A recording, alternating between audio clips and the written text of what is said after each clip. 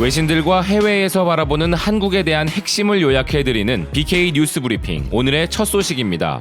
일본 기업이 세계 최고의 반도체 기업인 한국의 삼성을 꺾겠다는 야망을 드러내고 있다는 소식인데요. 일본의 일간 공업신문 뉴스위치는 키오쿠시아 홀딩스가 한화로 약 3조 3천억을 들여 3D 낸드 플래시 메모리를 공격적으로 증산하여 삼성을 따라잡겠다는 내용의 기사를 보도했습니다. 기사에서 말하는 키오쿠시아 홀딩스라는 기업은 다소 생소하신 분들도 계실 텐데요. 이 회사는 이전 도시바 메모리가 사명을 변경한 것입니다. 기사는 이 키오쿠시아 홀딩스가 2020년에 착공하여 2022년 여름에 완공 예정인 최첨단 3D 낸드 플래시 메모리 제조 라인을 신설하여 이 분야에서 세계 최고인 한국의 삼성전자를 제치고 첨단 분야에서 최고가 되기를 지향한다고 전하고 있습니다. 키오쿠시아는 이미 공장 부지를 취득하고 신설 라인을 증설하는 것으로 방향을 잡고 있고 이미 사내 관련 프로젝트를 출범시키고 세부 사항 검토에 들어갔으며 총액 1조 6천억 원에서 3조 3천억 원이 예상되는 1년의 투자는 미국의 웨스턴 디지털과 분담하여 추진할 예정이라고 보도하고 있습니다. 이런 공격적인 투자의 배경은 2020년부터 세계 각국에서 5G 통신 서비스가 본격화되기 시작하면 스마트폰을 중심으로 반도체 메모리 수요가 확대될 것이고 데이터 센터에 대한 향후 수요 회복이 예상되기 때문이라며 미중 무역 전쟁 등의 리스크를 제외한다면 반도체 시황에 대한 전망이 낙관적이라는 예상으로 본격적인 사업 확장을 추진한다는 것입니다. 또한 키오쿠시아 측은 현재 건설 중인 공장 중에 2019년 10월에 완공되는 공장에서 2020년 봄부터 제품의 샘플 출하를 시작한다는 계획을 갖고 있다고 전하고 있습니다. 기사는 끝으로 도시바 메모리는 새로운 사명으로 거듭나 심기일전하여 삼성 등의 경쟁사와의 치열한 경쟁에 도전한다고 기사를 마무리하고 있는데요. 일본의 불화수소 등의 반도체 소재 수출 규제가 처음 시작되었을 때 정치적인 이유와 함께 경제적인 이유로 일본의 잃어버린 반도체 산업 재건을 위해 반도체 관련 소재들에 대한 수출 규제를 한 것이라는 전문가들의 의견이 있었는데요. 삼성과 SK하이닉스 등의 발목을 잡아 도시바와 같은 기업들이 추격을 할 수 있는 계기를 만들어주고자 한다는 분석이었습니다. 일부 그런 의도가 정말로 있었는지 우리는 확신할 수 없고 그런다고 해서 그리 호락호락하게 따라잡힐 삼성이 아님을 알지만 일본이 반도체로 삼성을 잡겠다고 외치는 도발이 있다는 것에 대해서 알아둘 필요는 있겠다는 의견입니다. 이어서 전해드릴 두 번째 소식은 현대자동차와 관련한 소식입니다. 현대자동차 정의선 부회장은 최근 자율주행차에 대한 공격적인 투자를 감행하면서 완전 자율주행차보다 비행자동차가 더 먼저 출시될 가능성이 있다고 발표한 바 있는데요. 여기에 더 힘을 실어 최근까지 나사의 항공과학 연구를 이끌었던 항공공학 기술자인 신재원 박사를 영입했다는 소식도 있었습니다. 그런데 현대자동차가 이렇게 미래선도 사업에 대한 본격적인 투자를 진행하고 있는 것은 최근 미중 무역 전쟁으로 시작된 전 세계적인 자동차 시장의 불황을 피하지 못하고 있는 현실적인 어려움 때문이기도 한데요. 그런 와중에 현대자동차의 특정 차종이 어떤 국가에서 매진되고 있다는 반가운 소식이 있었습니다. 바로 현대자동차의 코나 EV가 인도에서 매진되었다고 하는 인도의 언론사 머니컨트롤의 보도인데요. 기사는 2019년 현재 인도에서 매진된 코나에 대한 높은 수요를 맞추기 위해 현대자동차가 고군분투를 하고 있다고 합니다.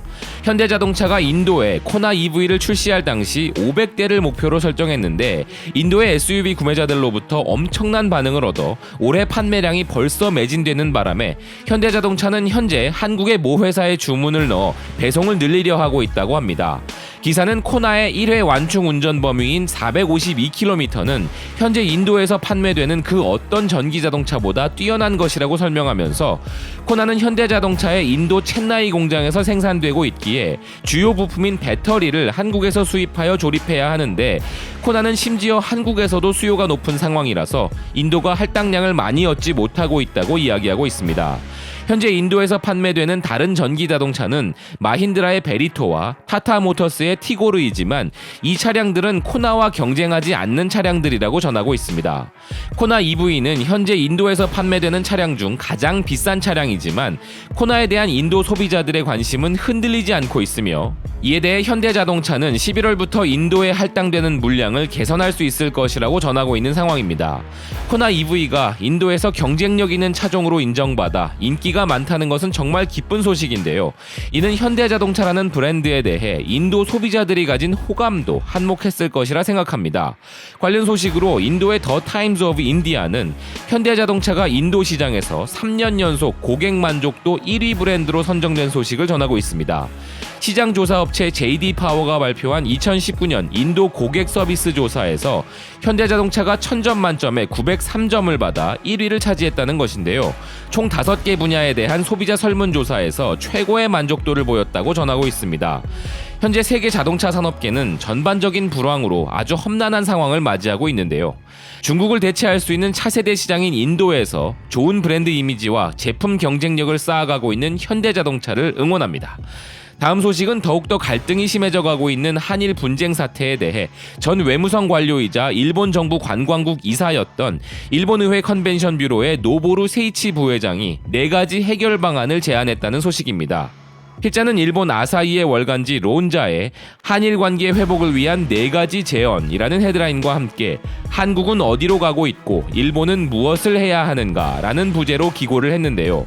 필자는 9월 말 유엔 총회에 아베와 문재인 대통령도 참석했지만 두 사람의 회담은 이루어지지 않았고 화제도 되지 않았으며 세계 대부분의 나라가 한일 관계에 큰 관심이 없는 것이 사실이라고 이야기하면서 미국과 유럽의 유력지에서 국제 문제에 대한 보도들을 보면 이란의 동향을 비롯한 중동 정세가 주요 사안이고 동양의 한편에서 벌어지고 있는 한일 간의 작은 싸움이 뉴스가 되는 일은 좀처럼 없다고 의견을 밝히고 있는데요.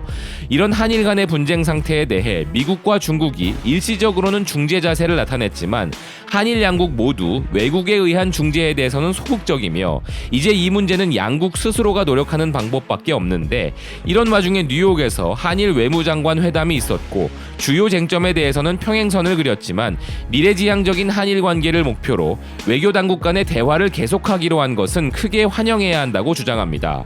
그리고 양국 간의 문제를 해결하기 위해서는 서로 양보하는 모습을 보여줄 필요가 있지만 현재 양국 모두 대결 자세를 보이면 국내에서는 지지율이 상승하는 분위기가 배경에 있다는 것이 염려된다는 이야기를 하는데요.